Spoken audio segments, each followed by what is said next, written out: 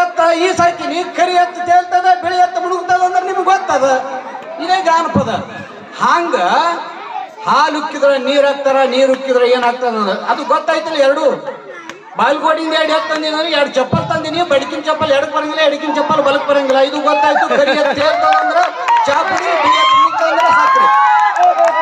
ಹಂಗ ನಮ್ಮ ಜಾನಪದಕ್ಕೆ ಎಷ್ಟು ಶಕ್ತಿ ಐತೆ ಅನ್ನೋದಕ್ಕೆ ಇದೊಂದು ಮಾತು ಹೇಳಿ ನಾ ಮುಗಿಸ್ತೀನಿ. ಇನ್ನು 60 ಸೆಕೆಂಡ್ ನಾನು ಮಾತು ಮುಗಿಸ್ತೀನಿ. ಏನಂದ್ರೆ ಹಾಲು ಉಕ್ಕಿದ್ರೆ ನೀರು ಹಾಕ್ತಾರ, ನೀರು ಉಕ್ಕಿದ್ರೆ ಏನ್ ಹಾಕ್ತಾರಂದ್ರ 30, 40, 50 ವರ್ಷಗಳಿಂದ ಈ ಹೊಳಿ ಅದಲ್ಲ, ಹೊಳಿ ಈ ದಂಡಿಯಿಂದ ಆ ದಂಡಿ ನೀವು ಹೋಗ್ಬೇಕಾದ್ರ ಪೂಲ್ ಇದ್ದಿದ್ದಿಲ್ಲ.